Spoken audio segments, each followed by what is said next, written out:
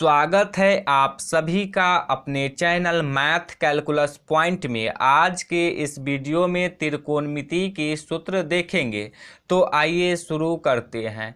कोणों के त्रिकोणमितीय अनुपात को समझने के लिए हमें पहले समकोण त्रिभुज को समझना होगा। तो इसके लिए एक समकोण त्रिभुज लेंगे। तो ये एक समकोण त्रिभुज ले लिए। समकोण त्रिभुज क्या होता है? तो ऐसा त्रिभुज जिसका एक कोण 90 डिग्री का हो तो उसे समकोण त्रिभुज कहते हैं। तो देखिए ये त्रिभुज जो है इसमें ये कोण जो है ये 90 डिग्री का है, तो इसीलिए ये त्रिभुज हो जाएगा समकोण त्रिभुज।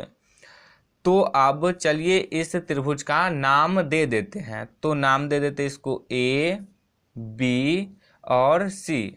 अब समझते हैं कि समकोण त्रिभुज के किस भुजा को कर्ण कहेंगे, किस भुजा को लंब कहेंगे और किस भुजा को आधार कहेंगे।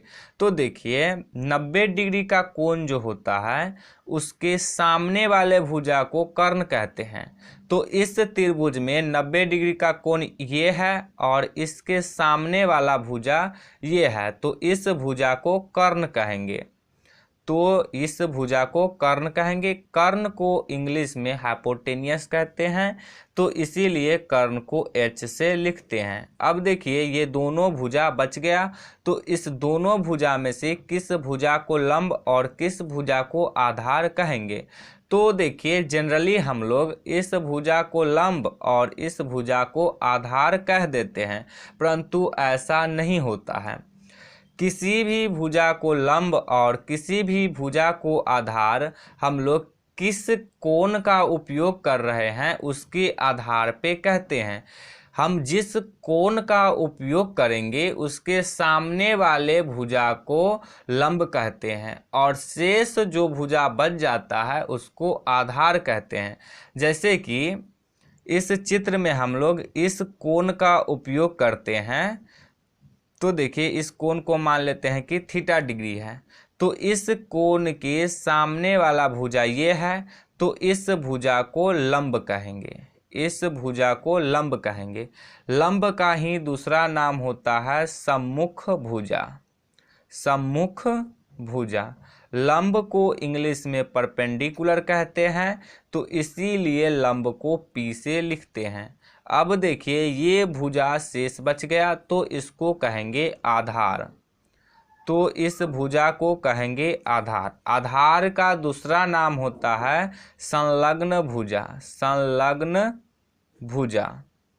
आधार को इंग्लिश में बेस कहते हैं, तो इसीलिए आधार को B से लिखते हैं। अब चलिए एक और समकोण त्रिभुज लेते हैं। तो देखिए ये एक और समकोण त्रिभुज ले लिए। तो इस समकोण त्रिभुज में ये कोण जो है ये 90 डिग्री का है। अब इस त्रिभुज का भी नाम दे देते हैं। तो नाम दे दिए ए, बी और सी। अब देखिए इस समकोण त्रिभुज में किस भुजा को लंब, किस भुजा को आधार और किस भुजा को कर्ण कहेंगे। तो देखिए 90 डिग्री का कोण ये है, तो इसके सामने वाला भुजा हो जाएगा ये, तो इस भुजा को कहेंगे कर्ण। अब देखिए इस त्रिभुज में इस कोण का उपयोग किए थे, अब इस त्रिभुज में इस कोण का उपयोग करते हैं। तो इस कोण को मान लेते हैं थीटा डिग्री। तो इस कोण को मान लिए थीटा डिग्री।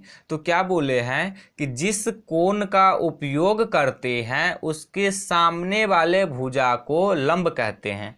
तो हम लोग इस कोण का उपयोग कर रहे हैं, तो इसके सामने वाला भुजा है ये, तो इस भुजा को कहेंगे लंब। तो इस भुजा को कहेंगे लंब। अब देखिए ये भुजा शेष बच गया, तो इसको कहेंगे आधार। इसको कहेंगे आधार। तो देखिए लंब और आधार बदलते रहता है, ये इस पर निर्भर करता है कि हम किस कोण का उपयोग कर रहे हैं। आशा करता हूं कि समकोण त्रिभुज में किस भुजा को लंब, किस भुजा को आधार और किस भुजा को कर्ण कहेंगे, ये आप लोगों को अच्छे से समझ में आ गया होगा। तो चलिए अब कोण के त्रिकोणमितीय अनुपात को समझते हैं। तो कोण के त्रिकोणमितीय अनुपात टोटल 6 होते हैं। साइन, कॉस, टेन, कॉसेक, सेक और कॉट। तो देखिए इसमें हम लोग कोण को थीटा डिग्री लिए हैं। आप चाहे तो अल्फा भी ले सकते हैं, बीटा भी ले सकते हैं, गामा भी ले सकते हैं, फाई भी ले सकते हैं। तो हम थीटा लिए हैं तो इसीलिए अब लेंगे साइन थीटा। तो साइन थीटा का सूत्र होता है लंब बट्टे कर्ण। साइन थीटा का सूत्र होता है लंब बट्टे कर्ण। देखिए लंब का दूसरा नाम होता है सम्मुख भुजा। तो आप साइन थीटा का सूत्र सम्मुख भुजा बट्टे कर्ण भी लिख सकते हैं। अब देखिए लंब को P से लिखते हैं और कर्ण को H से लिखते हैं। तो साइन थीटा का सूत्र शॉर्ट फॉर्म में हो जाएगा P बट्टे H। अब कॉस थीटा का सूत्र लिखेंगे तो कॉस थीटा का सूत्र होता है आधार बट्टे कर्ण। आधार बट्टे कर्ण। आधार का दूसरा नाम होता है संलग्न भुजा। तो आप चाहे तो कॉस थीटा का सूत्र संलग्न भुजा बट्टे कर्ण भी लिख सकते हैं। आधार को B से लिखते हैं और कर्ण को H से लिखते हैं। तो कॉस थीटा का सूत्र हो जाएगा शॉर्ट फॉर्म में B बट्टे H। अब टैन थीटा का सूत्र लिखेंगे तो टैन थीटा का सूत्र होता है लंब बट्टे आधार। तो लिख देंगे लंब बट्टे आधार। लंब का दूसरा नाम होता है सम्मुख भुजा और आधार का दूसरा नाम होता है संलग्न भुजा। तो टैन थीटा का सूत्र सम्मुख भुजा बट्टे संलग्न भुजा भी लिख सकते हैं। लंब को P से लिखते हैं तो P बट्टे आधार को B से लिखते हैं तो बट्टे B भी लिख सकते हैं। अब देखिए यदि आप लोग साइन थीटा, कॉस थीटा और टैन थीटा का सूत्र अच्छे से याद कर लेंगे तो कॉसेक थीटा, सेक थीटा और कॉट थीटा का सूत्र खुद से अच्छे से याद हो जाएगा। तो अब समझते हैं कि कैसे याद हो जाएगा। देखिए कॉसेक थीटा जो होता है ये साइन थीटा का जस्ट उल्टा होता है। उल्टा कहने का अर्थ यह हुआ कि अंश जो है वो हर बन जाएगा और हर जो है वो अंश बन जाएगा। तो देखिए साइन थीटा का सूत्र है लंब बट्टे कर्ण। तो कर्ण हर में है तो ये अंश में चला जाएगा और लंब अंश में है तो ये हर में आ जाएगा। तो कॉस थीटा का सूत्र हो जाएगा कर्ण बट्टे लंब। कर्ण बट्टे लंब। कर्ण को H से लिखते हैं तो H बट्टे लंब को P से लिखते हैं तो P। और कॉस थीटा का जस्ट उल्टा होता है सेक थीटा। तो कॉस थीटा का सूत्र है आधार बट्टे कर्ण।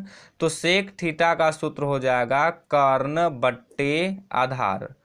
कर्ण बट्टे आधार। कर्ण को H से लिखते हैं और आधार को P से लिखते हैं तो ये हो जाएगा H बट्टी। अब देखिए टैन थीटा का सूत्र है लंब बट्टे आधार। तो टैन थीटा का जस्ट उल्टा होता है कॉट थीटा का सूत्र। तो लंब बट्टे आधार है तो कॉट थीटा का सूत्र हो जाएगा आधार बट्टे लंब। आधार बट्टे लंब। आधार को B से लिखते हैं तो B बट्टे लंब को P से लिखते हैं तो P। तो इसी तरह से आप लोग यदि इस तीनों त्रिकोणमितीय अनुपात को अच्छे से याद कर लेंगे तो ये तीनों त्रिकोणमितीय अनुपात खुद से अच्छे से याद हो जाएगा। यदि आप लोगों को ये sine theta, cos theta, tan theta, cosec theta, sec theta और कॉट थीटा का सूत्र अच्छे से समझ में आया हो तो इस वीडियो को लाइक कीजिएगा और चैनल को सब्सक्राइब जरूर कीजिएगा।